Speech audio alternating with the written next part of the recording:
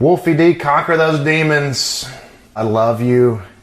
Live that life, man. Your kids need you, your woman needs you, and you need you. This show is dedicated to the memory of my good friend, Joseph Hudson. Hey, this is Jimmy Street, host of the Live and in Color with Wolfie D podcast. Hear the life and times of professional wrestler Wolfie D. From his time in the territories with PG-13 to his time in WWE, ECW, WCW, TNA, and more. Nothing is off limits and nothing will be held back. Thanks again for tuning in. Here he is, Wolfie D. Hello, ladies and gentlemen. Once again, welcome to Live and in Color with Wolfie D. And you know I'm Wolfie D. And I got my co-host, Jimmy Street.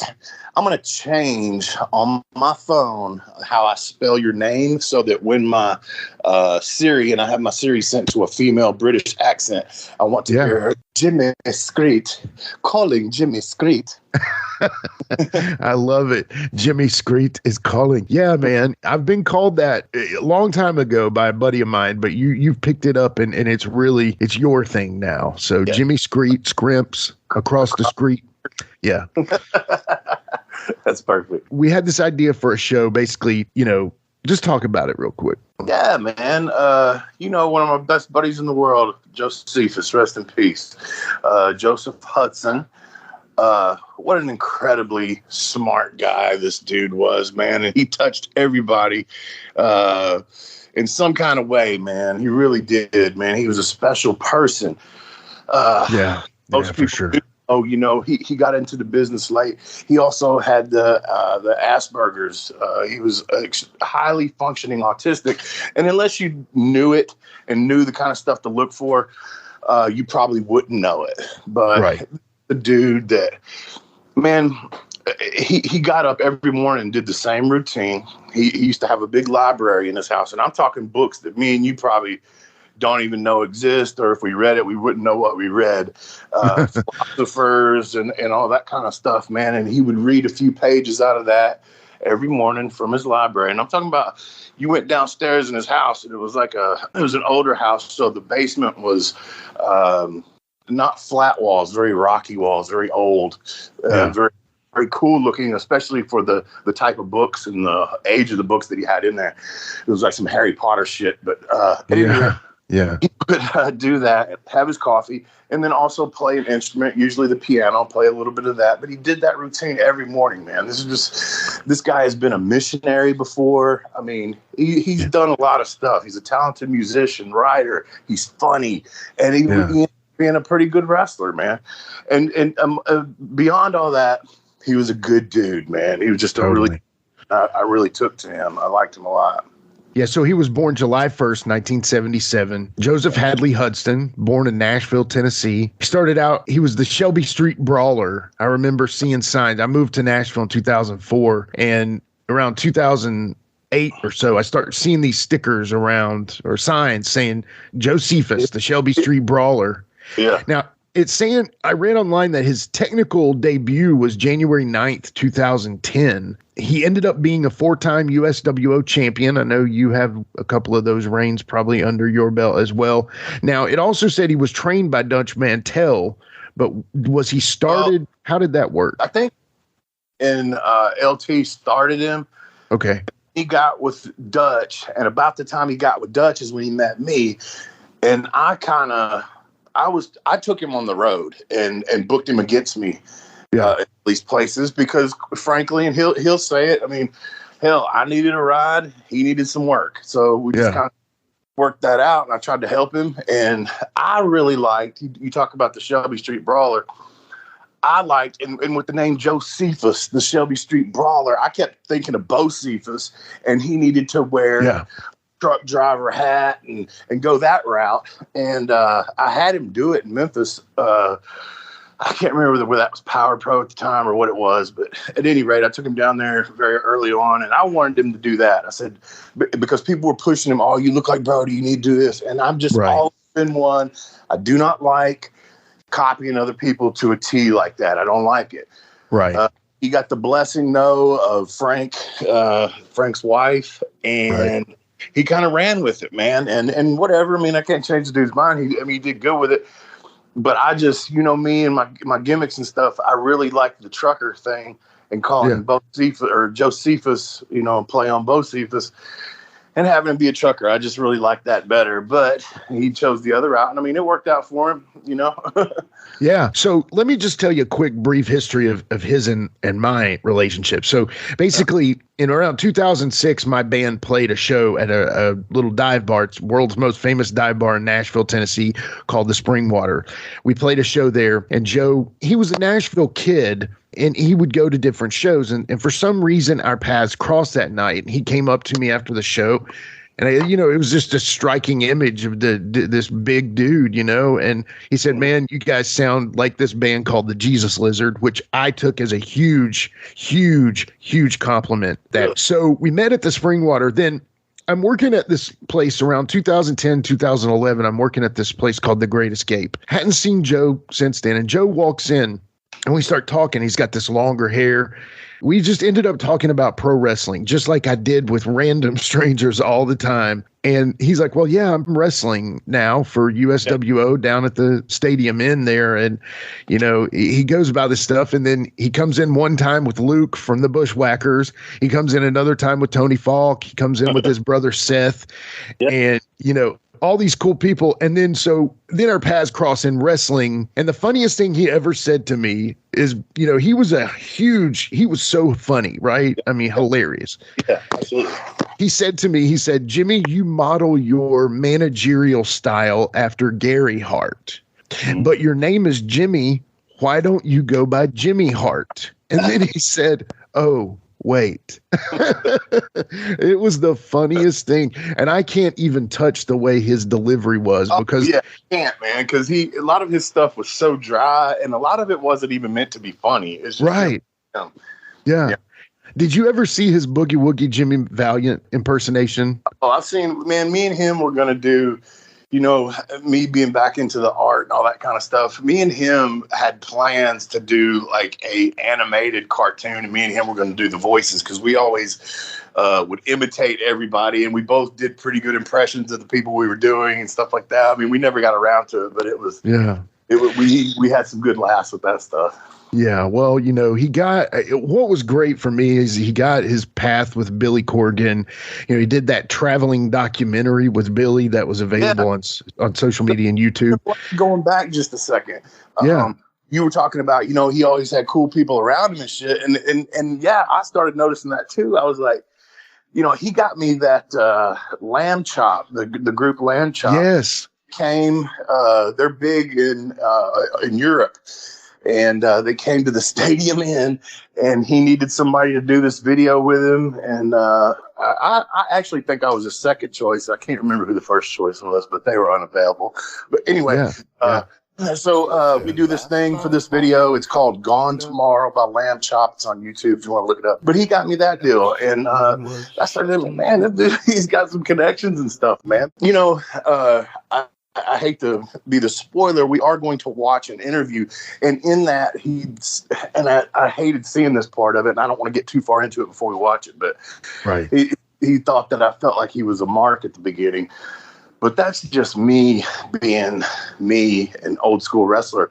I don't trust anybody. First of all, got to get to know you to make sure that you're not someone that's gonna, screw me over or whatever. You're just hanging out with me just because, you know what I mean? So totally. Well, I mean, I don't think he took, here's the thing. I can't speak for him, but I will say from my angle, if you listen to our very first episodes of this podcast, we kind of had that relationship of you were like, this is just an interview by a dude and it could be gone tomorrow. We'll see if this lasts. He's probably, that transition talking about the video Gone Tomorrow.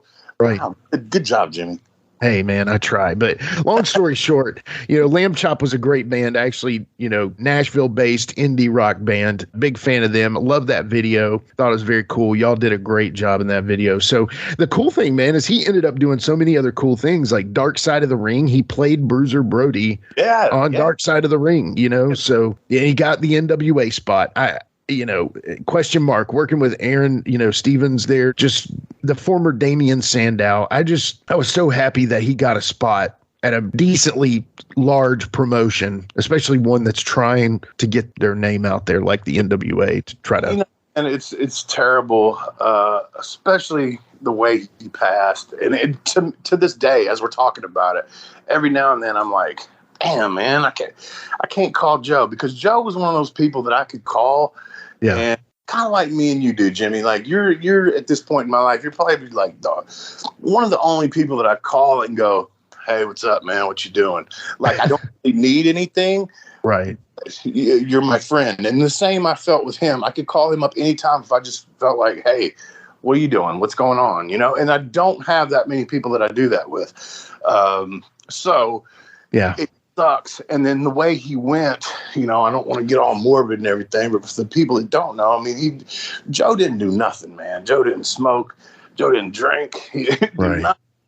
And he's with his child, trying to be a good father at his mother's house. He has a headache. He goes to the bathroom to get some Tylenol. They hear a loud crash, and basically he had a brain aneurysm. Boom, dead instantly. And man, if it could ever happen, you know, when they say, God, man, you know, why they take the good guys? I mean, seriously, come on. Right. I mean, that's I couldn't believe it, man. I still can't believe it, man. It's crazy. I know, dude. Think of the stuff that you and I have lived through, and I know you know what you've lived through, and I know what I've lived through. Oh, yeah. And we both, you know. Oh. Yeah. Crazy. Yeah, well, the cool thing is we did discuss this tribute show pretty much from the start of this podcast. There were things on our list like Jerry the King Lawler, got that done. You know, Jamie Dundee, haven't done that one yet, but we'll get there. Tony Falk, still going to get that one too. Randy Hales, got to have that one. Yeah. But the one that we talked about was a Jocephus tribute show. And one of the best ways that I thought we could do this is bring in his brother, Seth Hudson, on. Seth runs Jocephus' social media account now. If you see Jocephus's accounts active, it's because of his brother, Seth. So Wolfie, you want to take a quick break and then let's bring Seth on and talk to him. You cool with that? Dude, I can't wait. All right, man. Sounds good. We'll be right back. Wow, this house is cute. But can I really get in the game in this economy? I do have savings, and I am responsible-ish. I should bury it. I'm being wild. But what if I'm not being wild, though? Could I actually score a... Kick off your home buying journey with Zillow's new BuyAbility tool. It makes it easy to find out what you can afford, so you can get off the bench and onto the playing field with confidence. Check your BuyAbility, only on Zillow. This episode is brought to you by Indeed. When your computer breaks, you don't wait for it to magically start working again. You fix the problem. So why wait to hire the people your company desperately needs? Use Indeed's sponsored jobs to hire top talent fast. And even better, you only pay for results. There's no need to wait. Speed up your hiring with a $75 sponsored job credit at Indeed.com/podcast. Terms and conditions apply. Halliday presents, in the red corner, the undisputed, undefeated Weed Whacker Guy.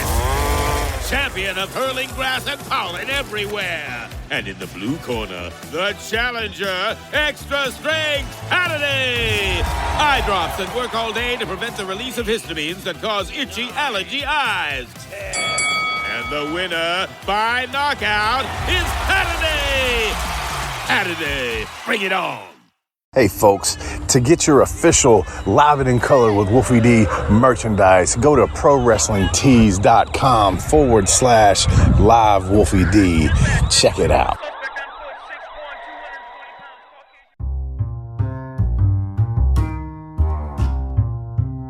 If you're listening to Live and in Color with Wolfie D on Apple Podcast and like what you're hearing, go ahead and leave a 5-star rating. And while you're at it, write a review. Tell us what you liked. Tell us what you'd like to hear in the future. It's very important to us and always appreciated. Thanks again. Hey folks, we're back, and man, we have a very special guest with us today. He is the brother of my good friend Jocephus, Joseph Hudson. This is Seth Hudson, everybody. Hi, thanks for having me. We're glad to have you, man.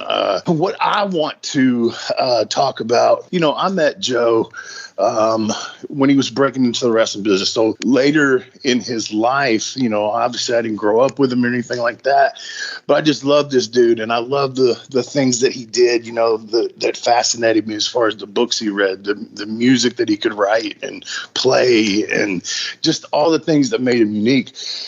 Tell me about Jocephus growing up, man. What was he like as a kid? What kind of childhood? That kind of thing. I never really got in depth with him on that sort of thing. Man, in a lot of ways, he was the same, the same person, just really outgoing and, just a natural mic guy in a way. I mean, everybody loved him. Everybody always had fun around him. Yeah. The same he was. Exactly the same as when he was an adult, man. I mean, that's just... Was he into the same sorts of things? Artsy, music-y type of kid? Well, I mean, as little kids, we were, of course, big wrestling fans. Mm-hmm. We had the LJN figures. We had our own matches and stuff. Oh, yeah. Yeah. I mean, but, when he was a teenager, he actually became pretty religious. Yeah. I don't know if you know that, Wolfie. I knew he was a missionary. Yeah, he went to missionary school, and he was involved with youth with a mission, I think it's called, that's in Adams, Tennessee. Right. And he actually went, I think, with them to a few other countries to do mission work. In Cuba, I think the Dominican Republic and Mexico. Yeah.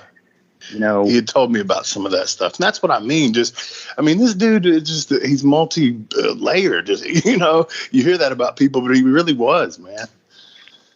Yeah, he really was. And he, it's weird because when you think about him, or when I think about him, all these things just kind of free-formed into different things.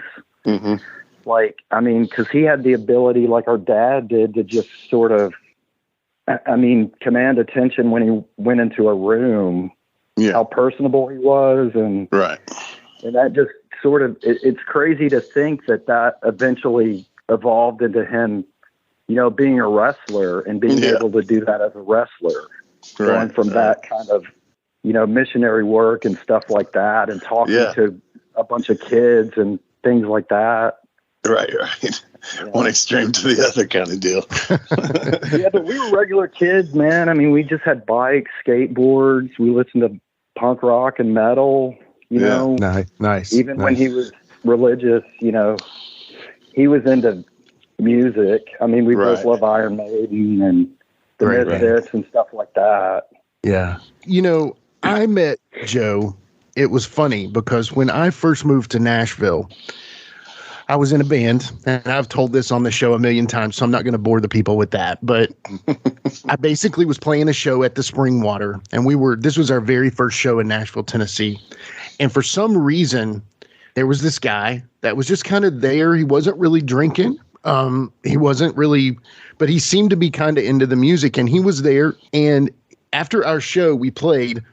He was like, I just happened to be here tonight, and he was like, I was really impressed with your guys' sound. You reminded me of a band called the Jesus Lizard, which obviously then we started talking about the bands, like you were talking about how, my band was partly hard rock, but partly indie rock kind of thing. And so, that's where I met him, and then did not see him again until one fateful day. I'm in the Great Escape where I was working at in West Nashville, and there comes this dude that it just is such a presence. You know what I'm saying? I mean, he looked like Bruiser Brody, but at the same time, he was like his own person too. And we just started talking, and it eventually led to wrestling. And then that's how I met. And then long story short, then we ended up working on some shows together. There's a great story about how he was determined not to have me as his manager, so much so that when someone sent me out to the ring, he said, "Watch the knee." And I said, "What?" And he kneed me right in the gut, and I dropped out of the ring and ran to the back. So it was great. He only wanted Bonita as his manager, and I respected that. But the booker did not, So anyway, but hilarious. Yeah, he's great. He was like, "What are you doing out here?" And I said, "I don't know. Kroll sent me out here." And he was like, "Watch the knee." And I said, "What?" And boom, and I was out. So, and he told me about it later. He was like, "Yeah, I just meant that as a way to get rid of you." So anyway, but that's awesome. Man, that's a hefty compliment to be compared to the Jesus Lizard. I think those guys are tight music. I mean, aside from the vocals, that's what they wanted. Right. But right. I mean, they're legit musicians. They're not just, great band. Run of the mill punks or whatever. And what I knew of him as a musician later on, it really even impressed me that he was even watching us, man. You know what I'm saying? So I'm a pretty good bass player, I feel like, but at the same time, we were not on the level of the Jesus Lizard. So any kind of compliment like that, so yeah, I took it hardly. And then meeting him in wrestling, my two loves were rock and roll and wrestling. And, so it was just great to meet him. And then obviously I met you at the Great Escape as well, Seth. And your band, The Exists, with him. Talk about that band a little bit. Man, that's pretty interesting stuff, man, because we basically played together almost the same length of time that he was a wrestler. Yeah. And the idea of that was he wanted the show to be like wrestling. I don't know did you guys ever see any of that live? I don't. Yeah, I did. I got to see one show. Yeah. Yeah. So. But man, he would get, and I wish I knew this guy's name. It was a guy from the Stadium Inn. He would kind of get him to come to the show, and in the middle of the show, he would get him to heckle us. Like, what is this crap? What are you guys doing down here? I didn't, and it was kind of like the crowd didn't know that it was a, kayfabe or put on or whatever. And yeah. He would get up there and, argue with him. Man, I wish I knew this guy's name. He had spiked hair, real nice guy. But Wolfie, any idea? He would give Joseph a bump in the middle of the show. And, I don't know who that was. Yeah. That's funny. But everybody's kind of like, what, is this real? Is somebody from the crowd, up there trying to kick this dude's ass? Cause he, that kind of thing. So, I mean, but it was, and basically the other idea of that, I think, was to just create something so absurd and strange that people didn't know what they were seeing also. Yeah. I mean, as far as the music. Yeah. He had different ideas, and that's why I say he's a very talented person, man. Very, very talented, and can come up with strange things like that. It was basically like wrestling in a way. Sort of like what's going to happen here. Yeah. But so when he came to you and said, "I'm going to be a wrestler," or did he even do that? Was it just naturally, it just happened? Or did he come to you and say, "Hey, Seth, I think I'm going to do some wrestling thing here now"? Do you remember any of that?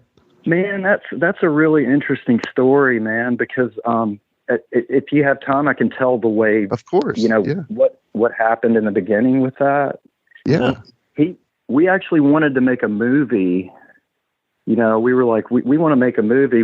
He was a huge David Lynch fan. Oh yeah. And David Lynch made Inland Empire with some camcorder that you could actually buy that was reasonable. And it was like, hey, I want to make my own movie here. And when he moved back from school, he lived in Wichita. We used to meet at my mom's house once a week to, have family time, family dinner or something. Mm-hmm. So we started watching wrestling again together. And it's, that turned into, are you coming to wrestling this week? Like we would, go to my mom's and watch wrestling once a week. Mm-hmm. And so that morphed into, let's make a movie about wrestling. Yeah. And so he had this is really kind of strange. We both, our father was a Civil War collector. Mm-hmm. And so the basic idea of the movie was somebody who was maybe halfway schizophrenic, mm-hmm. who becomes a wrestler, but in his head, there's kind of a surrealist landscape that he's fighting a battle that's real. Mm-hmm. And he sort of it's sort of Terry Gilliam-esque, where he goes into that Civil War world. Yeah, And I love it. So we had something, a big idea like that. And I mean, we wanted to be ambitious, man. We wanted, to cast wrestlers in that thing. I mean, we didn't really understand the wrestling world at that point or what that would take, but we wanted Dusty Rhodes as a Civil War general giving a speech, and his enemy or on the other side was Jake the Snake Roberts. I love it. Stuff like that. And hey, maybe we could carry this on. That sounds like something I'd love to do. Right. Yeah. Wolfie sounds like a great general. Yeah. So at some point he heard about wrestling at the fairgrounds. And so we were like, let's go check this out. Maybe we can, meet some people and figure out if we can actually do this. And so we went to a show down there, and from there, I think maybe he talked to LT Falk. Oh yeah. And found out that, the same type of stuff goes on at the Stadium Inn. And so he started going to the Stadium Inn and filming what was going on down there and stuff. And eventually he was like, hey man, they have a wrestling school down here. I'm thinking about, getting trained as a wrestler, and that type of. Yeah. But the question was my initial reaction to it. Yeah. Yeah. I thought at that point, I mean, maybe he was early 30s. I thought it was kind of crazy. Yeah. Because people think this, call the stuff fake or whatever, man. These guys get legit. I mean, Wolfie knows. Yeah. Oh yeah. There's legit injuries here. And I mean, this, whatever you want to call this, staged or whatever, this, right. I mean, I just thought it was a little, I was late wrong. for him to start. Obviously, I didn't think it was a good idea at that point, but that's another thing with his personality. It just morphed into that. Yeah. He was sort of like a narcotics detective that, was investigating the narcotics and then got hooked on them. Yeah. He goes undercover. Gets hooked. Like the movie Rush. Yeah. I love that. Right. Yeah.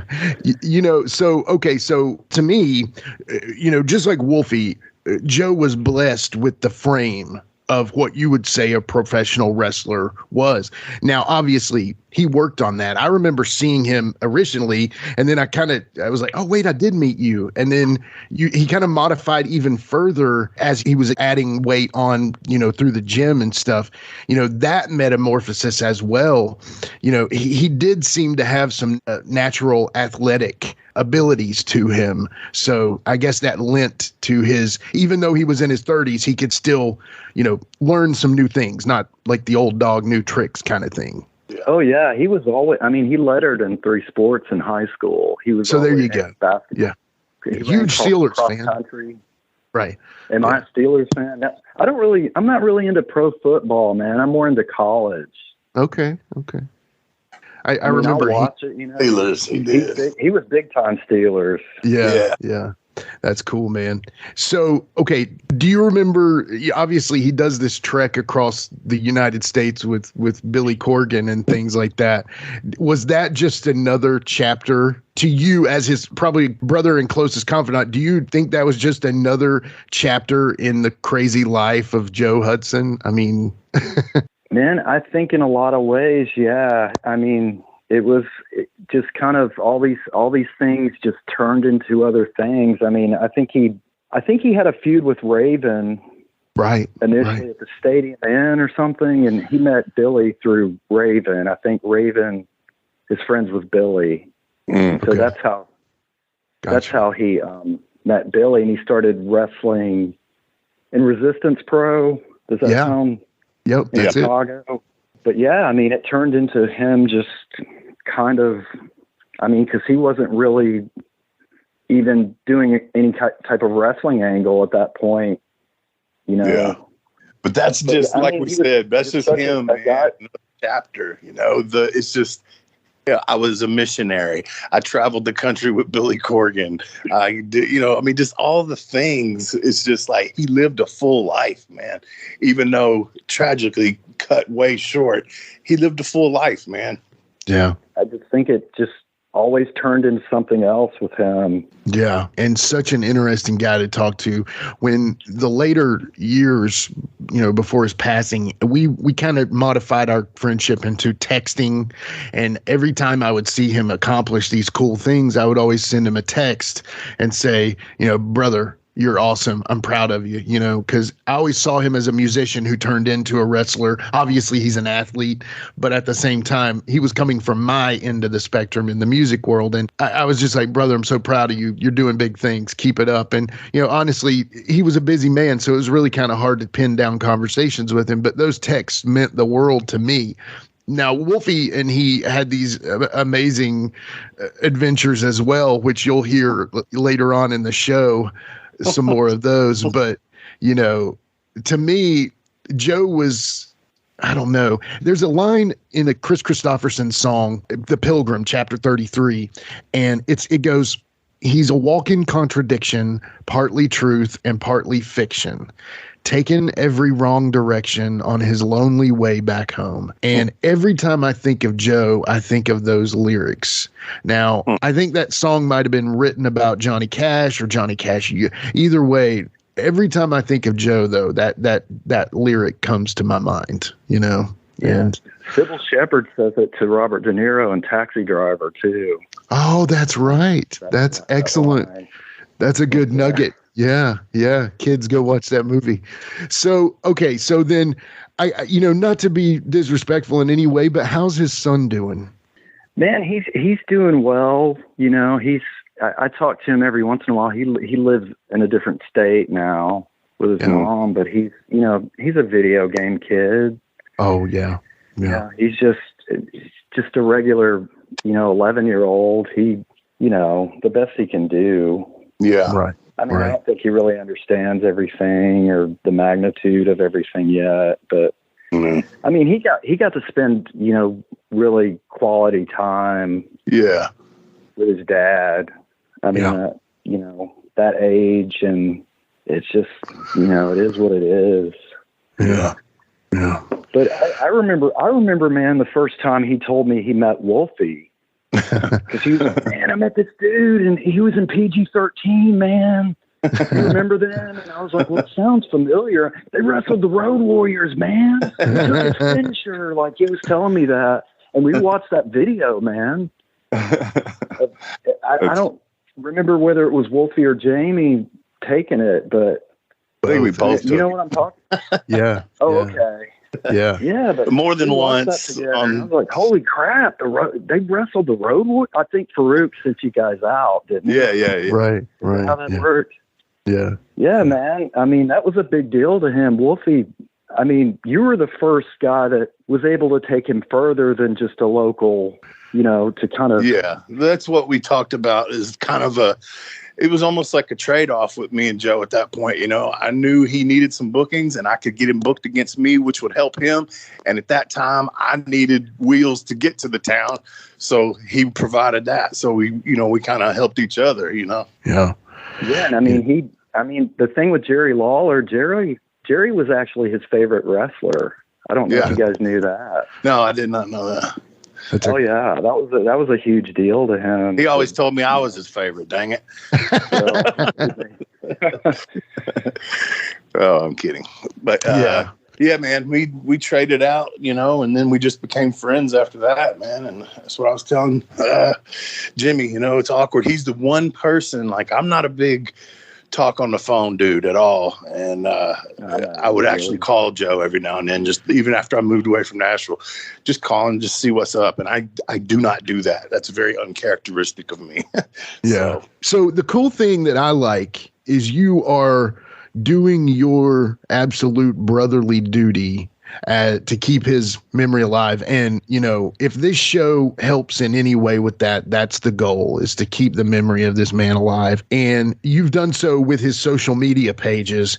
Now, I know, that's kind of a slippery slope sometimes. Social media isn't always the most positive place to be, but, you can still go and see that picture of him and Roddy Piper, or that picture of him and Jerry Lawler in the ring at a carnival. You know, sometimes this world, as we know, can kind of bog down on people, but to kind of be able to see the great elements of, you know, and getting to reminisce about your friend, you know, and your brother. It's nice. So I'm glad you did that. Do you mind to share those pages with the people? I think the Instagram, one of his friends actually sort of runs that. I don't really do much social media.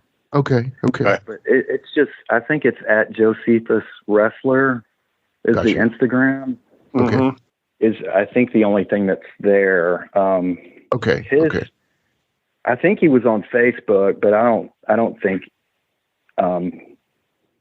we could ever get, you know, recover the passwords or anything for that. Gotcha. Okay. So Instagram. If something serious comes in, she like contacts me, like, hey, like when, you know, if it was something from you guys or something, she would text me and tell me.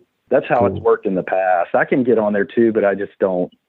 I don't know, man. Maybe I'm too out of touch with all that. It's okay, man. It's okay. Not a bad thing. Like, it's a little too much negativity for me to want to, you know, go down the wormhole of all that. And people don't have to be responsible for what they say anymore, it seems like. No, not at all. You just say anything to anybody on there you wouldn't say to them in person, or, you know, that's just my 2 cents. Yeah.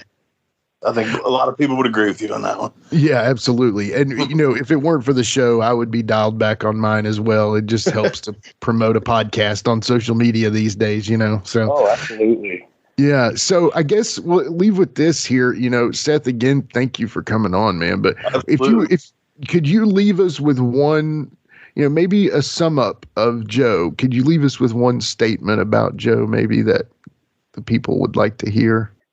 Man, he was really just accepting to everyone. I mean, he didn't care what you had, where you lived, what you looked like, anything. I mean, I think that's the thing about him. He just, I mean, and don't get me wrong, he had a side if you know, crossed him or messed with him or something, he'd write you off quick.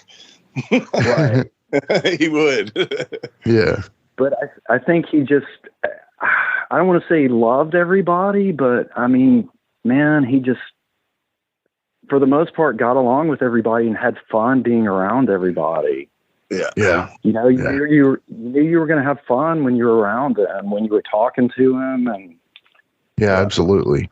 He was definitely a comedian in the locker room. I remember that for sure. He was hilarious. So, but you know, thank you again, Seth, for coming on. Hey, thanks so much for having me, guys.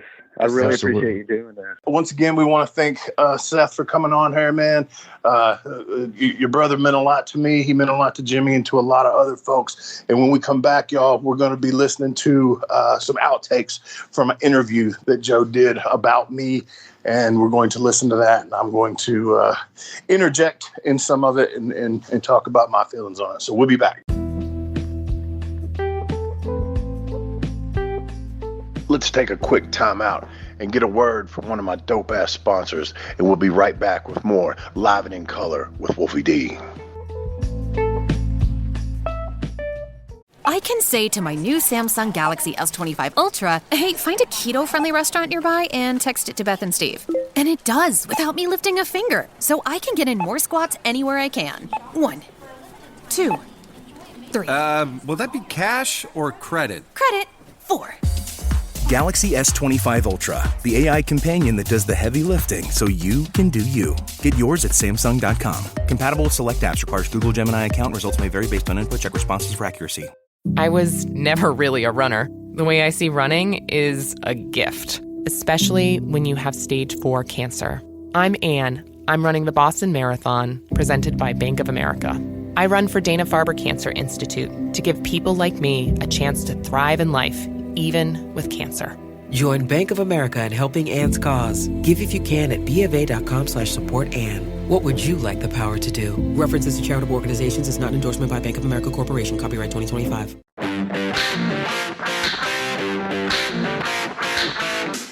Hey folks, this is Wolfie D here, and if you are looking to buy or sell a home in Tennessee or Southern Kentucky, you're going to want to call my buddy, the rock star realtor, Benji Bowie. And you say, Wolfie, how do I get in touch with this rock star? Well, you can call him directly at 615-390-8216. You can go to his website, bowiehomes.com. That's B-U-I-E homes.com. Or you can email him at benbowie34@gmail.com. When you need a home, you need the Rockstar Realtor.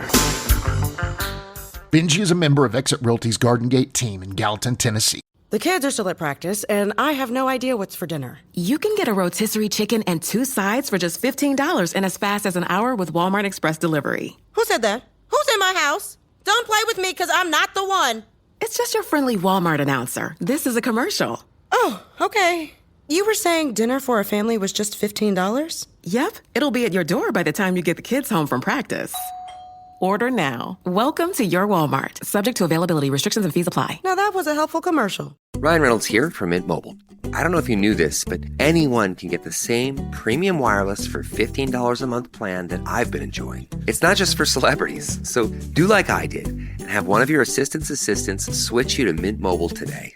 I'm told it's super easy to do at mintmobile.com/switch. Upfront payment of $45 for 3-month plan, equivalent to $15 per month required. Intro rate first 3 months only, then full price plan options available. Taxes and fees extra. See full terms at mintmobile.com.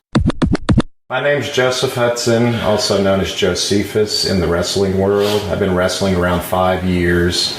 I got into it because I was interested in writing a screenplay about wrestling, but eventually fell in love with the wrestling itself. I got in the wrestling business around 2008. I was initially a cameraman, and then I was training at the time and had my first match in 2009. Originally, Tony Falk and his son broke me into the business. After that, I got in with Dutch Mantell and actually Wolfie. I started traveling on the road with Wolfie around the time I started training with Dutch. I used to watch the territory stuff from Memphis when I was a kid with my grandfather, and that wasn't really Wolfie's time. It was more the time where Lawler was the main guy, and you had Dutch Mantell, Austin Idol, Bill Dundee. They were kind of the top guys. I got out of it a little bit of the watching probably when Wolfie was making his debut, so I actually didn't know Wolfie growing up or anything like that, as in the sense of watching him on television. I think the Memphis fan base is very loyal because they still just want to see a good old-fashioned fight between a couple of guys. I mean, they'll come see a fight every week. It doesn't have to be like a bunch of spot monkeys or anything like that. They want to see a good old-fashioned fight, even if it's people that don't always look the part. They want to have angles. They want to have stories. They want to have drama to believe in and baby faces to believe in and follow, and see the heel get their ass handed to them. Yeah, so Joseph is obviously very early on. He was getting acquainted. I mean, you can tell by the things he said and how he's viewing it as far as, you know, Memphis and the average guy and the story and all that. So he's getting it. He explained what I said, you know, LT, and then he hooked up with Dutch and he hooked up with me to start taking bookings. I tried to get him booked everywhere. It's like I said, hell, I needed some bookings, but I also needed a ride. There were some issues in my life that we'll get to here in a minute. But yeah, I helped him. He helped me.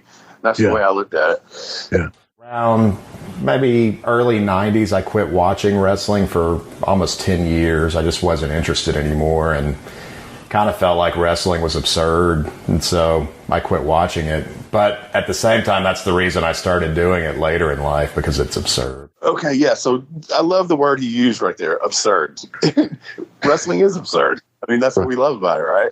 And the fact that he realized that that's what he loved about it.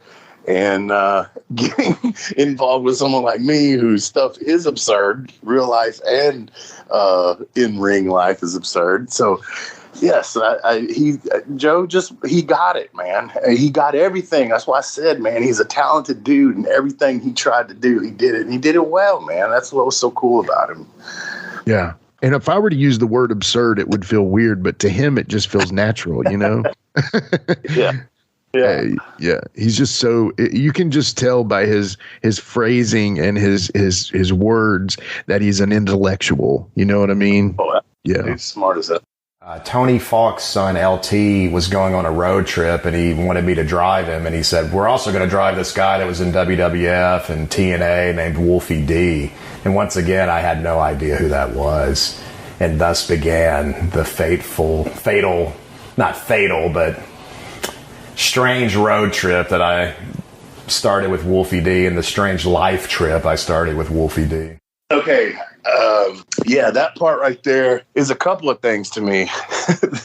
The fact that he said fatal, which I'm sure he was directed more towards me, and then it ends up that he goes before I do, and this any weird how did this happen type of way.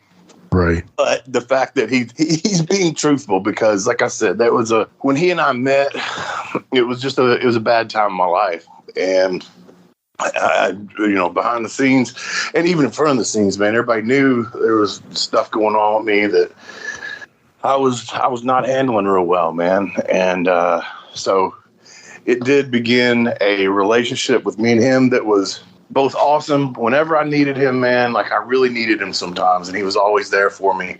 And like a place to lay my head or just different things, man. But we were very close, man. We were very close.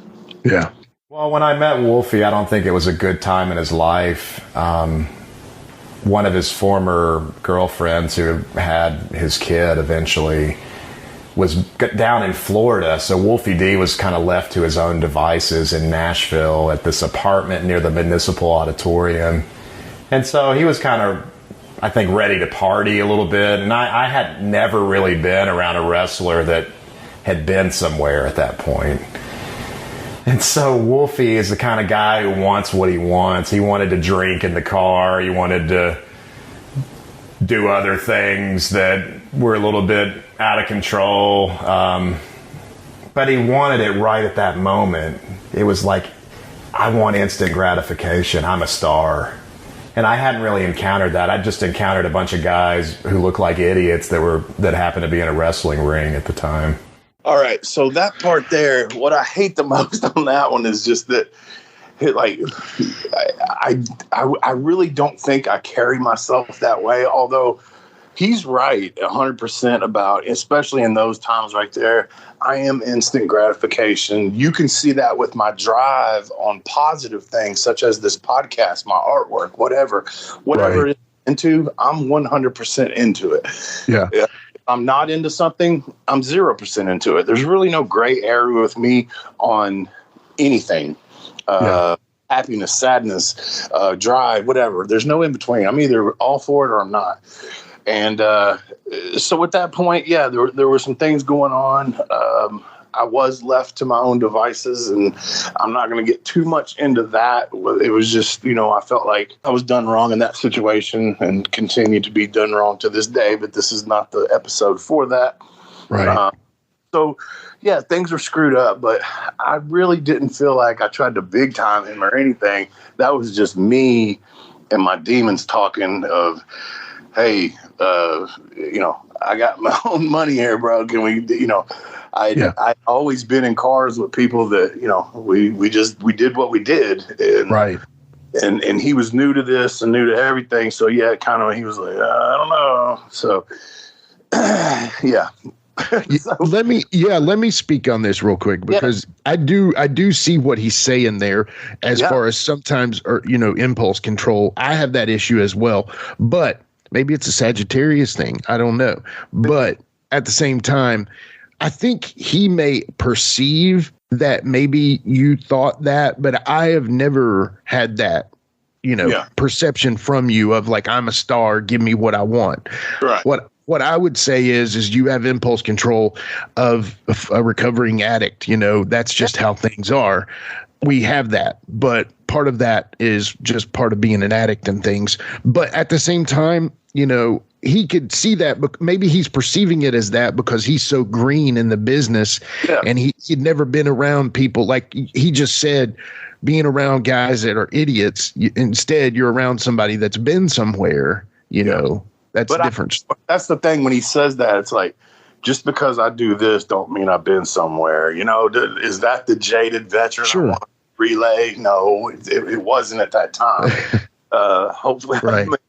that. But hey, we go through rocky periods. You know, my life's been an open book. People know I went to rehab and did all this, and not that I'm 100% today, but I'm way better than I was. What he's talking about, I promise. And very, very focused on the things I want to do. But at any rate, I have no doubt about that. Yeah. All right. Let's go back in here. All right. Well, I could tell that Wolfie was a professional in wrestling, that he knew how to put a match together, that he knew what the business was and should be. And I also could see the difference between a guy like him and a guy that just wrestles locally for 20 years. He knew the business and he knew the psychology of the business. But his personal life was in shambles, and he's an alcoholic, so I kind of saw the dichotomy between someone who's super talented and that their personal life isn't really together, and he's probably his own worst enemy. Okay, first of all, I don't even know what dichotomy means. But we can look that up, I guess.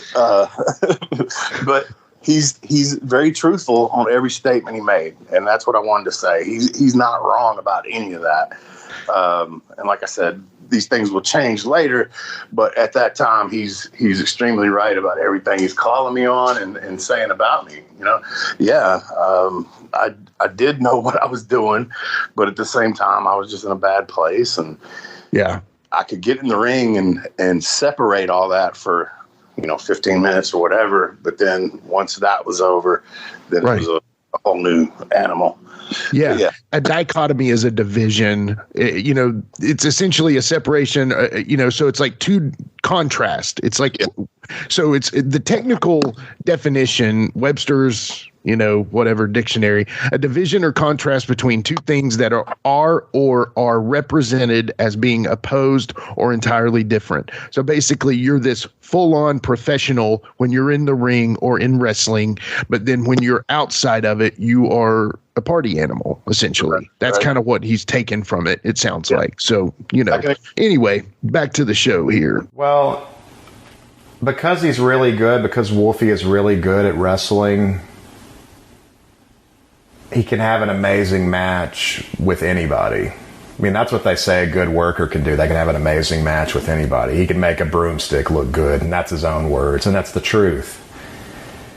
But when you see that, when you see the beauty of like a great wrestling match, and then you see the road trip home where he's destroying himself through alcohol, and he's really just destroying his life because he can't stop drinking once he starts. It's a sad situation, but it's also a heartbreaking situation because you know that guy could have been at the top or close to the top. He should have been a bigger star than he has been. All right. And man, see, I love that he realizes that about the star thing, and I believe that too, man. But everything happens for a reason. I mean, I am thankful that he thought of me like that. I know he trusted in me and he listened to me and all that kind of stuff. But for the fact that he would say, he should have been better and blah, blah, blah. And, other people have said that too. But again, everything happens for a reason. And for whatever reason, that was going on in my life at the time. And, I bounced back from it. I bounced back before that, So this was... I love Joe, and this is just it's an honest, true statement of how we began. Yeah. And everything else went on. We just became great friends. Yeah, and I mean, that's the thing with Joe. Also, just keep in mind, listeners, this is coming from a documentary that definitely has a slant towards Wolfie D's addiction and alcoholism. So keep in mind that he may not say these things specifically in everyday conversation with Wolfie D. These have a specific target for his conversation here. The person asking the question, doing the documentary, got really pissed off that everyone that I set him up with to interview, Joe was one, some of my childhood friends, Lawler, Rock and Roll, Coco, I can't remember everybody that Lance and Dave. No one had anything bad to say about me. Right. and he felt as a very green filmmaker that he needed a heel in this. And I'm like, dude, this is a documentary. These people ain't gonna talk bad about me, man. Right. I need somebody to talk bad about it. And he literally got pissed off about it. And we won't go into no more. He stole my tapes, blah, blah, blah. This is something found that is not in the documentary. But yeah. So anyway. Right. All right. Well, let's go back. Well, I think initially Wolfie kind of treated me like a mark. He wanted me to... I asked him to help me work on my punches because I thought his punches were always really great. And he's like, oh, yeah, come on over to my house. We'll work on those punches. But on the way over, pick up a pint of vodka for me. Okay, yes. That probably happened. And as I said, that was just a period in my life. But I did teach him stuff, and he'll say that later. But that's funny. And because we had top 10 punchers a few weeks ago or whatever. Yeah. Put me in there. Now he's putting me in my punches, whatever. And I don't remember how I taught him. I mean, he says I broke his neck, or he said that before. But I'm telling you, he used to do that, like overhand, Brody chop, like to the back of the neck. And oh my God, he hit me in the back of my neck one time, right on the spine, and about killed. Hurt for days. And then he bitched forever. It's so funny. I gave him hell about it because I gave him a Death Valley driver, and he said I dropped him on his head. I don't know, whatever. But so it was that was the receipt for the karate chop to the fucking spine. It's probably why I got numbness in my hands today and had to go to the doctor. But anyway, let's keep going. Popov, which was his brand, which is the worst stuff you could ever put in your body. But through all that, through him kind of treating me like a mark, through these road trips where a lot of the times he's not totally sober, but some of the times he is, you're still going to, through osmosis and through sometimes direct training, he showed me quite a few things. And plus I was wrestling him quite a bit. So you're going to pick things up in the ring just by being in there with a guy like him if you're intelligent enough to do so. Some of the basic things a guy like me wouldn't know is to listen to the people. And he's the first guy that ever even said that phrase to me. Because the people can give you the indication of when a match should go home.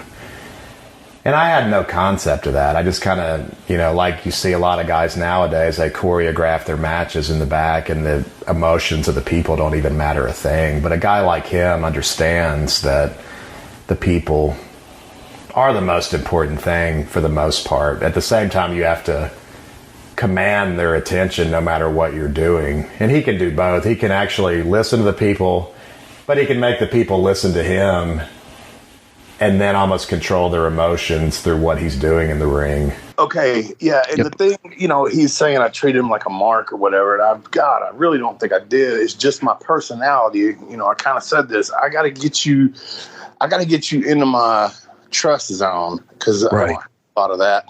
And so I had to get him into the trust zone. I started realizing his potential. I started realizing the people was hanging around and all that stuff. And not that I was using him for that. No, absolutely not. I like this dude because, believe me, that stuff didn't come till later. I was just taking this guy on the road with me and saying, hey, Mr. Booker, I promise you I can have a good match with this guy. And he looks like Bruiser Brody. Right. So basically what I was doing. And the fact that he realizes all the things he was saying about listening to the people, all that kind of stuff. Yeah, I'm training him hands-on on the independent circuit. There's no TV. There's no nothing. I'm not teaching him hard cameras. I'm not teaching him that.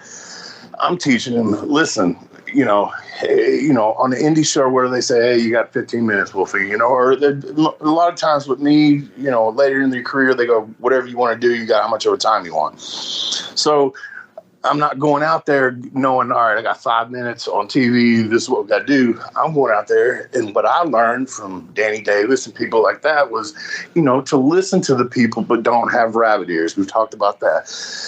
If they're yelling for a certain move, they used to do that shit. Boring, pile driving. No, that'd be the last thing I'm doing for you. Right.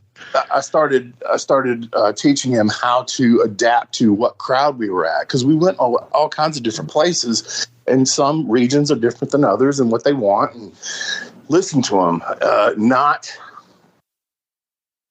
not with your ears, but kind of with your vibes. I know that don't make a lot of sense, but that's what I tried to teach him.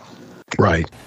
Other things that he taught me were just that you could have a certain sequence in a match, but then you can mix it up 20 different ways where you're still doing the same things, but in a different order. And you can constantly work like one sequence mixed up 10 different times in a match at a particular moment. Yeah, I saw a lot of times where his drinking interfered with his work. For the most part, even when Wolfie was plastered, he could keep a decent match going. But I've also seen him kind of spiral out where, I think, for instance, we were having a match and it was like a fans lumberjack match. I know there's a lot of different types of those, but this one was just where the fans had some belts, and if we stepped out of the ring, they belted us. And he was wrestling that match when he was drunk, and I swear he almost beat up one of the fans because, he couldn't really, they walloped him pretty good, and I grabbed him back in the ring when I felt like that was about to happen. Luckily it didn't, but really I've seen him also get canceled off of bookings because like he would go on a binge for a couple of days and somebody knew that was happening, so they're like, and I'd be the messenger, they'd be like, tell Wolfie he's off this booking. It's hard to be bearer of bad news for a guy like Wolfie just because Wolfie wants what he wants, especially back then. He wanted that immediate gratification. He wanted people to do what he wanted when he's plastered or whatever, when he wants it, whether it's a booking or anything else. Like my big joke with him is we'd get in the car after a trip or after a match when we had to drive home. He'd be like, take me to the liquor store. It's like, no, we're not going to do that. Take me to the liquor store. I mean, he's kind of like back then he was the kid who would ask you to do something 100 times until you gave in. And I think he hurt his chances even in indie bookings because of that. But me being the bearer of bad news to a guy like him is horrible. So I'd always have to deflect it. I was like, well, you have their number, so call them. Because, I'm the mediary there. Yeah, I mean, and again, at that point, he's right on, man. I mean, those things happened, and I usually could go out there and do what I needed to do, but there have been occasions where I couldn't, and those were, like I said, very shitty times in my life. So yeah, it's tough to hear some of this. It's got to be, But one thing I will say is I've been involved in those fans whip the wrestler matches before, and as a manager who's always outside of the ring, those really suck. So anyway, and I'll tell you, I did this another time. Alan Lamb on Facebook. Yeah. Memphis, man. Me and him had a match one time. I was slashed. This was probably around 2000 or something like that when I first started doing it. And we're fighting. I think it was in Arkansas. It wasn't Jonesboro, but it was like an armory. It was packed. Yeah. And me and him had a match, and we go outside the ring. And man, he grabbed me and there's people all around us. And yes, this was one of those times where I was being me, the destruction. Yeah. But anyway, it was a good match. And grabbed me, and there's people all around us, and he spun me around, and for whatever reason, I thought he was a mark that spun me around, and I fucking punched him right in the nose and broke his nose. Wow. And he didn't, thank God, he didn't get mad. I think he knew what I was doing or what I thought I was doing. I don't know. He didn't get mad, or he respected me enough not to retaliate or anything like that. But we still talk about that. So yeah, I can totally see me doing that. All right. Yeah. All right, here we go. Not the interview guy. I'm the behind the scenes. No. So you're doing great with the fact that I can't ask a question. Right. No. Thank you for having patience with me. I swear I'm used to it now. The AMC always tells you to phrase the answer as the question, so I'm trying to do that. I ask a lot of questions that in my head it sounds right, but it comes out as a yes or no question. Right. And I know I do it to myself, and I'm like, oh, I should have explained that better. No, that's okay. like I said, I've only been doing that show a couple of weeks, but I'm already used to the process. Oh, you got the process better than everybody. I mean, this is a breeze. Good. So yeah, I'll probably talk about the last time he came out, but. All right. And as you guys will listen now, as I was talking earlier, this cocksucker wants everybody to talk bad about me. So that's why he is, oh man, I'm glad that I can't say anything, blah, blah, blah, blah, blah, trying to influence each one of my guests. And I've been told after the fact for this documentary that, he did that with everybody. Like I said, he needed a villain and nobody would talk bad about me. And he fucking hated it. Yeah. Sorry, bro. Well, people talk about this controversy creates cash. So they really want to mimic this fake, you see it on reality TV all the time. And, people, maybe our podcast, it would be better if you and I just sat here and argued the whole time. But I just don't see that as fun, dude. The other thing is we agree on most everything except Simple Man by Leonard Skinner. But other than that, So really, we haven't had that disagreement. I promise you, if Wolfie and I have a disagreement, you'll hear it. But at the same time, we just haven't disagreed. So you can't make fake, it's just BS. Fake news. Yeah, fake news. All right, here we go. Well, when Wolfie got out of rehab, he reached out to me. But I could sometimes you sense something about someone. You sense that their burdens are gone and that they're ready to approach life in a new way. And I think that's where he is right now. He just had a kid, and I think having a kid brings that innocence back to you. And I hope that he can stay in that space. I hope that he finds that space to retain that innocence and that love for life for the rest of his life, because this is always going to be a struggle for him. My father was an alcoholic, so I've seen a little bit of that struggle. I was a kid when I saw it, but I saw that, and he let it get the best of him. And I think Wolfie's too good of a guy to let this get the best of him. I've seen that. I've seen the goodness in him. I've seen the evil of alcohol in him, but I've seen the goodness, and I think the goodness will win. Oh, I have a very good story about Wolfie being Wolfie. One night, Wolfie and I had come home from Evansville, and it was like Wolfie, my wife, and I, and we were downtown Nashville. He was working at Coyote Ugly. He just wanted to go down there to check in at work. He hadn't had a drink or anything. I think he was out of money or something. Well, we had gotten a payoff, so that's right. We got a payoff, and he wanted to blow that payoff. But he didn't want to do it on the ride home, because we'd had too much friction before about him drinking in the car. So anyway, we go to this bar down the street from Coyote Ugly, and there's a big old Mark who works in there, and he knew Wolfie. Wolfie was getting some free drinks. They lock up. For some weird reason, they all of a sudden decide to lock up, and Wolfie and the guy kind of butt heads, and Wolfie's just looking at the guy like, I know that didn't just happen. And I don't know what happened, but the next thing I know, Wolfie just jacked the guy's jaw. And immediately there were like 4 bouncers there throwing all of us out, he, my wife, and I. And we just walked back to the car, and I took him home. So he just jacked this big old Mark's jaw. It was one of these guys that was like, yeah, I've had 5 matches before. And you're just kind of like, oh, shut the hell up. He just jacked that guy's jaw. I think that, to me, that was Wolfie's subconscious coming out. He wanted to do that anyway, but it was really the alcohol that allowed him to do so.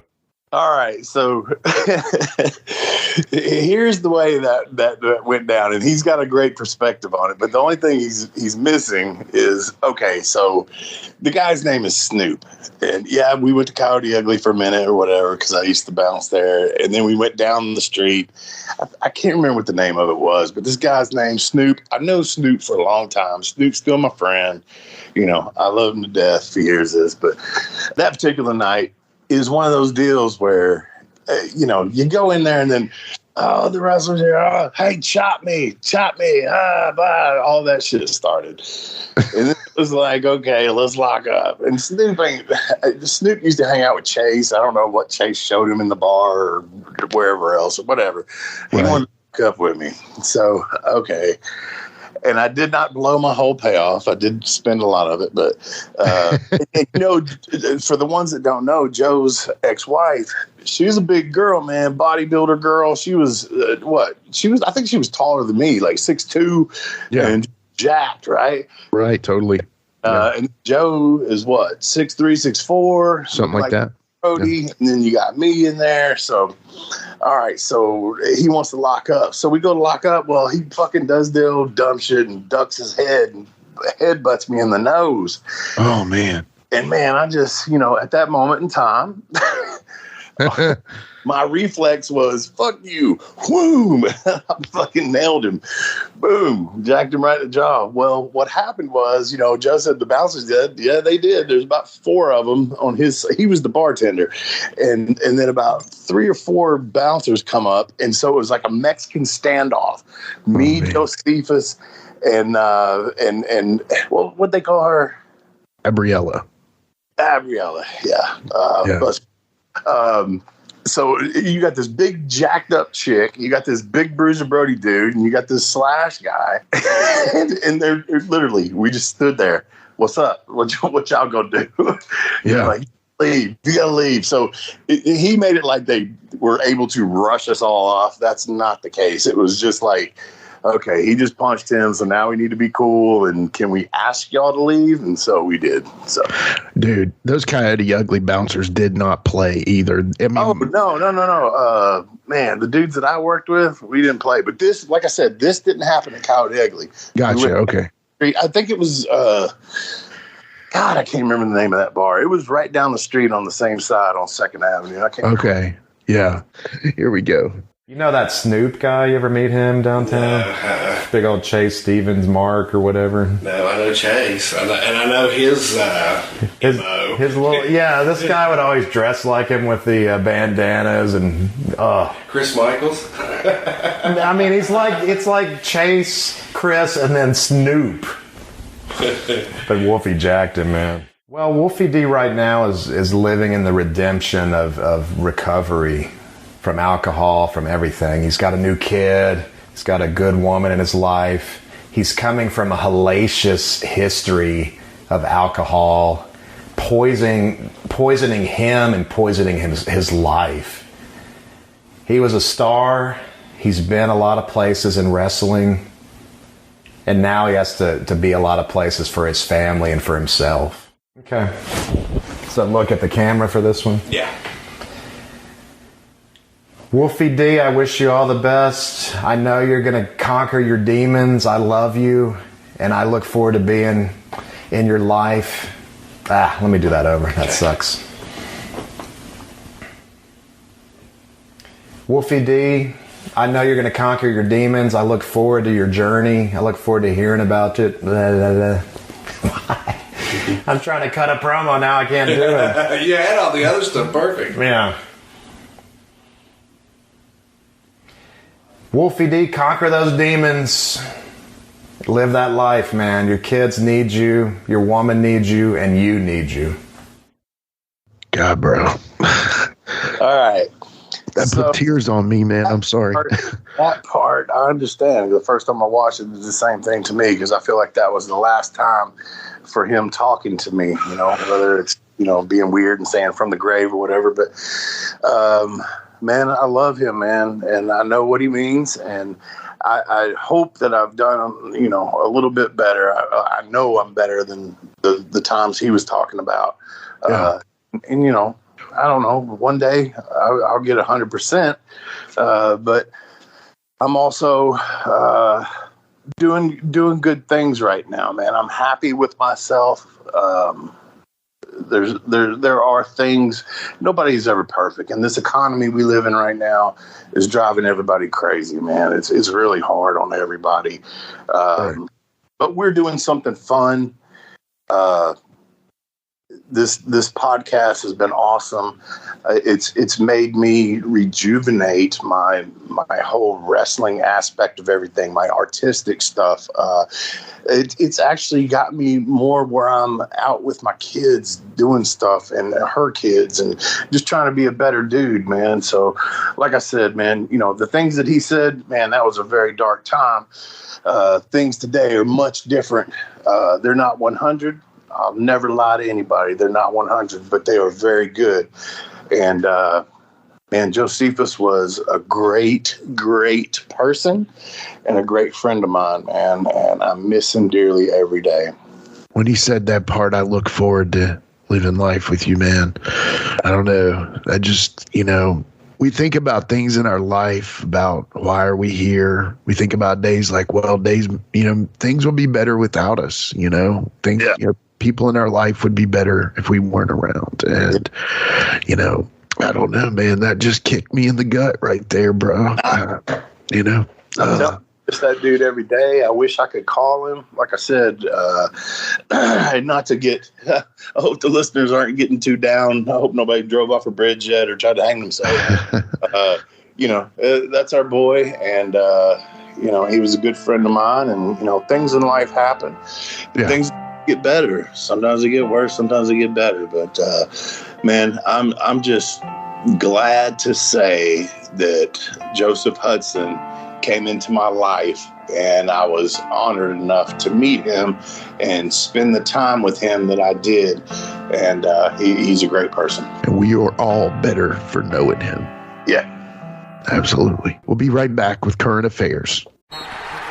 It's time for basketball, and Uber Eats is dropping deals on game day favorites to keep you locked in on the action. Like when you're craving a buzzer beater, but also buffalo wings. Or when an upset makes you want to ugly cry into a pizza.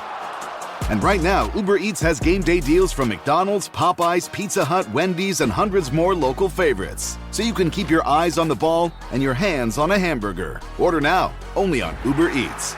Product availability varies by region. See app for details. This episode is brought to you by Prime Video. In the small town of Holland, Michigan, nothing is ever what it seems. Behind the tulip festivals and pretty houses lay dark secrets that threaten to tear a marriage apart. Nicole Kidman stars in this darkly twisted thriller about a wife and mother whose quest to uncover her husband's secrets may get her more than she bargained for. Holland, streaming on Prime Video March 27th. DJ, hit the music. It's a current affair. It's a current affair. Love it in color. It's a current affair. Love it in color. All right, we're back with current affairs on this very special episode, a tribute to Jocephus, Joe Hudson, passed away tragically in 2021. Just got to listen to him talk about Wolfie D from a documentary that we don't even mention the name of, but those words meant a lot. So with current affairs, there's some great ones right now, some really interesting ones. The number one, I think, right now is Logan Paul, the famous YouTuber, recently signed a deal with WWE. He will be appearing in premium live events. That's what they call their pay-per-views now in 2022 and 2023. His singles debut will likely be in Nashville at SummerSlam versus The Miz because they left that cliffhanger type deal at the, I thought the guy really kicked ass at the WrestleMania. His match was good, man. I think he did good. And I think that's a good investment. They'll do good with him. He's got popularity and then good. So yeah, whenever a celebrity comes in and craps the bed, it's not good. But this guy actually did something surprisingly amazing at WrestleMania, and I think it's a good idea. Yeah. I agree. Yeah. So the next one is kind of weird. And so, are you familiar with the wrestler Joey Ryan? Yes. Okay, he does this move where the guy would get his hands up to his dong and flip him over and do this. No, anyway, so he basically I know it before you know it, man. Yeah. So he basically gets he gets kind of blackballed from the business because of this speaking out movement, which is similar to Hollywood's Me Too, where basically, guys that have done bad things to women or other men or whatever are blackballed from the business. So basically, Joey Ryan was recently seen by a fan working on the Jungle Cruise at Disneyland in California. Yeah. And the pictures got out and it went viral. It was like, hey, look, I think this is Joey Ryan. He's dyed his hair blonde. He had a different looking beard a little bit, but he got a real job because he got fired. He can't do much with his career. So now he had to get another job. Well, Disney basically hears about this because his name is Joseph Ryan Meehan. He slid past the background check because they didn't see anything because he went by Joey Ryan. Mm-hmm. And so now he gets fired. My thing is on this. Now, one, it's not great that he was at Disneyland with maybe any kind of sexual problems or issues. But, dude, can a guy not get a job? I mean, is he going to go to Kroger and get fired for working in the meat department? You know what I'm saying? Like, it's crazy, man. With this day and age, that's a chance you take on social media, man. And I've said it to you, man, certain times, like, and I'm very much, you know me, I'm not politically correct, none of that bullshit. But then sometimes I'm like, Jimmy, should we do something about this? Should we not do this? Should we not? I ain't trying to. Right. I hate to say I ain't trying to get canceled because fuck that. I think it's all stupid. But right. I understand. I'm kind of one of those guys that when in Rome, do as the Romans do. And then that's kind of where we are at this point in time. If this is what we're wanting to do and lay this thing out there, there are certain rules we got to go by, just as you do at work, whatever. Sure. Right. But unfortunately, man, the way the world is now, you could have done something 20 years ago. And there's things that I think about. I'm like, damn, man, I'm so glad it ain't, now.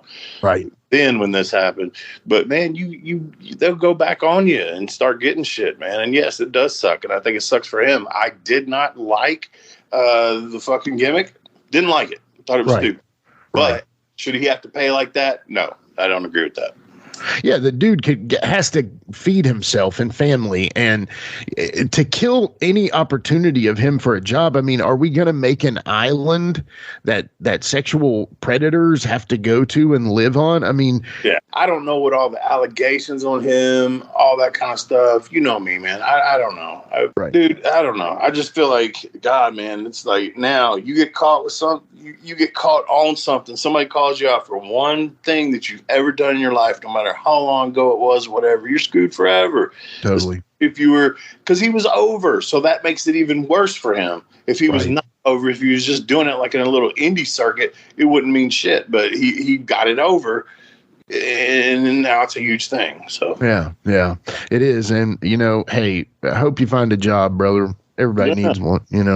So all right, our third current affair is UFC fighter Israel Adesanya entered his fight at UFC 276 on Saturday night to the Undertaker's entrance, basically down to the hat, the urn, the lighting of purple and lightning, sounds in the background. The funny thing is, he walks to the ring entirely as the Undertaker, but what's also funny is that Vince, Stephanie, Triple H, Pat McAfee, also Tony Khan and JR were all in attendance at this UFC fight. So it's pretty crazy. It's a cool tribute. You check it out when you get a chance. Cool. Yeah. Is there? I mean, Strange are all there, but who knows, man? Who knows? It's just a tribute, I think. Yeah. I know Taker loves UFC and, that kind of stuff. So anyway, that was kind of cool to see. Now, our last current affair of the day, this is a rumor. I don't want to really put too much stake in this, but I had to tell you about this when I read about it. There is a rumor of a possible partnership with OVW and Netflix. This would run new shows. Yes, run new shows, and also Netflix would get the tape library. So nice. Yeah, I don't know what the ownership situation is with OVW, if WWE has, That's very cool. I can see it happening. That's very cool. Yeah, it is cool. Now, what is their tape library? Does WWE own a lot of those tapes? Or because the tapes that everybody would want to see, essentially, not to knock anyone in OVW, was the time that you and Chris Michaels and other folks were there training superheroes, essentially, Orton, Lesnar, Right. Benjamin, all of them. Yeah, good stuff. Yeah, so it would be a good get for Netflix, especially since Netflix has had a recent downturn, unfortunately, due to other streaming. They were the only dog in the game for a long time, and now people are just not even having cable in their home anymore. They just have internet and streaming. So anyway, that's the current affairs of the day. Nothing really major, but obviously this show was about a tribute to our friend Joe. We miss you. We love you, brother. Yeah, man. Take us out, Wolfie D. Yeah, man. Thank you for everybody that listens every week, especially this week with my boy Jocephus, man. Love him to death, and I'm sure a lot of you guys too. We still want to have your feedback. If you got any requests for shows, please still hit me up on Facebook. Hit us up on Twitter, whatever. Talk to us about what you want to hear, but then also help us out. Let's get some shirt sales going on. I still got figures, T-shirts, 8x10. I got the artwork going on, so hit it up and help us do this thing good. You guys are doing great. The listenership, the downloads just keep going up, and I'm so humbled by that. Thank you so much. But once again, for Jimmy Street, I'm Wolfie D. This is Live and in Color. Peace out.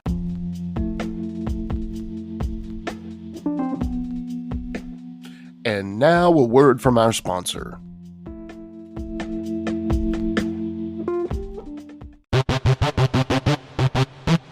Ladies and gentlemen, welcome to Give Me Back My Pro Wrestling, the podcast that's based on the old school but can still help you find the good stuff from today.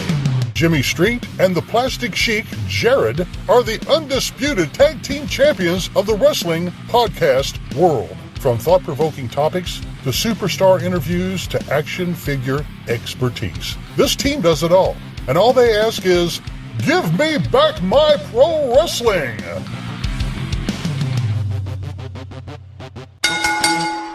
Every other Thursday, wherever you listen to podcasts.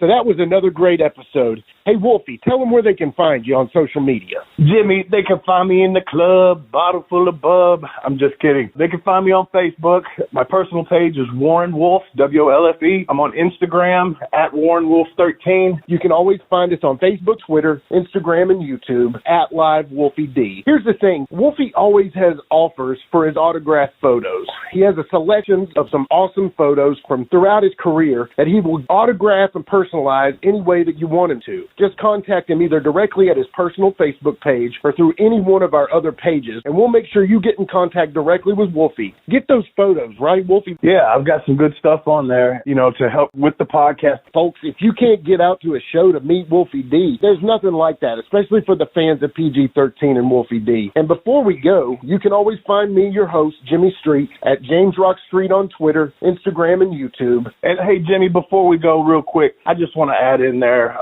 from the bottom of my heart, I really appreciate, first of all, the work you've done for this podcast. You have worked your butt off. Secondly, the people that are liking the page. Beyond that, even more, is the people that are listening, and we really appreciate that. Yeah, and remember, guys, the podcast drops a new episode every Monday at noon, and our past episodes are streaming now on demand on all major podcast formats. Thanks again. Yeah.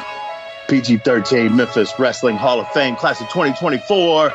Give it up. Spaceman Jones with the beat. Here we go.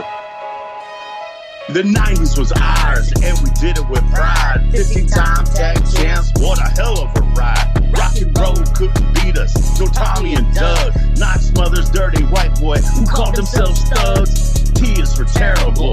H is for hell. Ha! PG both been locked up in county jail. The kid was real, and we were immature punks. Buddy Wayne couldn't stand us because we didn't wear trunks. We did it our way. in and out of the ring. Bought a real rap swagger to the Memphis thing. You can hate it, you can love it, we just did our thing. Still true to the game, now we Hall of Fame. PG-13, put respect on our name. Yeah.